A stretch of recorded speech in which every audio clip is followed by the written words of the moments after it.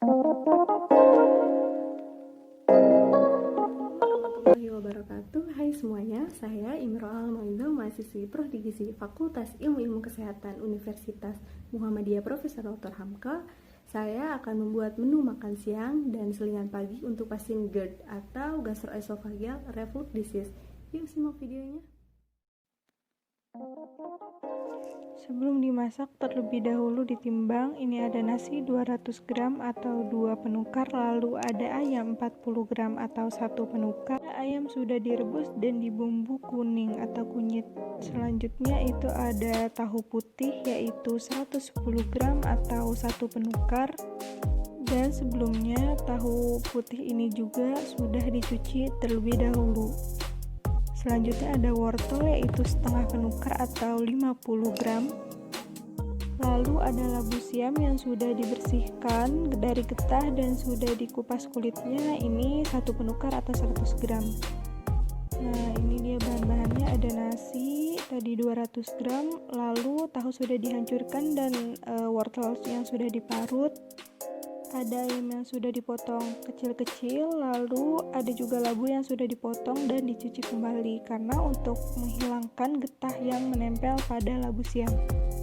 Lalu yang tahu pepes ini udah dikasih garam sebelumnya sedikit ya, jadi agar ada rasanya gitu. Nah, lanjut ini untuk memasak sayur bening labu, direbus bawang merah dengan air sampai mendidih, lalu masukkan labu siamnya.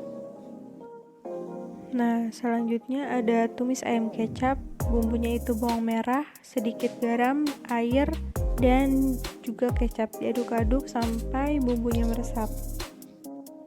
Nah, diaduk terus. Nah, kalau misalkan udah mendidih seperti ini dan labu empuk, artinya sudah matang dan siap disajikan. Ini selanjutnya membuat nasi tim. Yang pertama ini ayam yang udah ditumis tadi ditaruh di mangkok yang tahan panas kayak gini.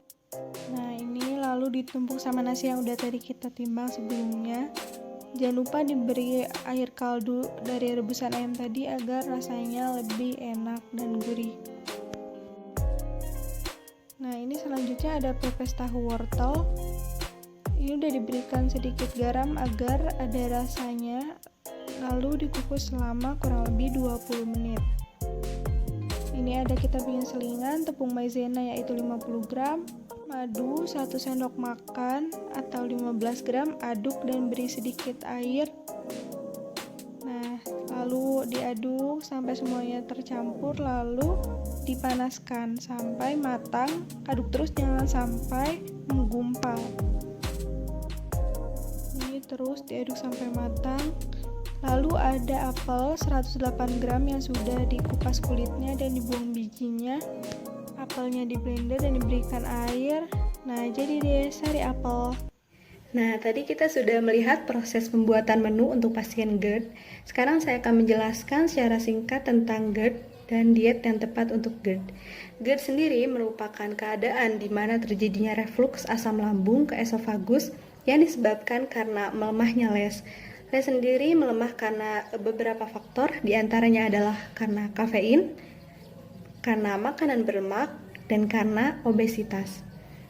Lalu diet yang tepat untuk pasien GERD adalah yang pertama, prinsip diet untuk pasien GERD yaitu TETP atau tinggi energi dan tinggi protein.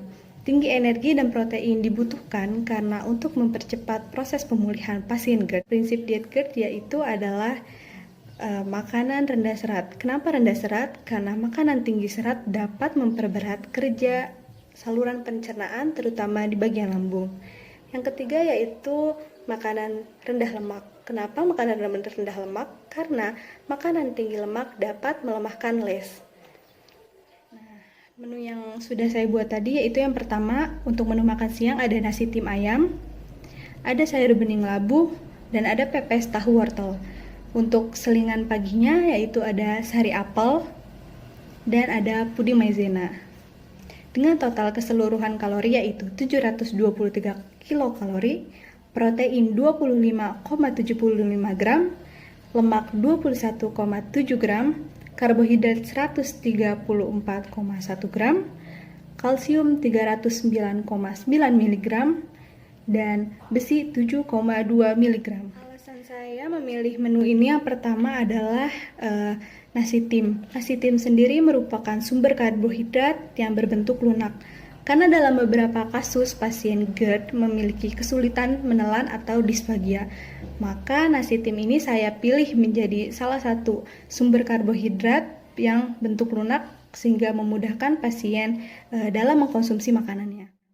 Yang kedua itu ada ayam kecap. Ayam kecap ini dicampur dengan nasi tim karena sendiri merupakan salah satu jenis protein hewani rendah lemak yang dimana pasien GERD tidak dianjurkan untuk mengkonsumsi makanan yang tinggi lemak. Dan juga ayam sendiri merupakan sumber Fe, dimana dalam beberapa kasus pasien GERD yaitu mereka mengalami anemia karena terjadinya pendarahan pada saluran pencernaan. Selanjutnya, kenapa saya memilih tahu sebagai sumber nabati?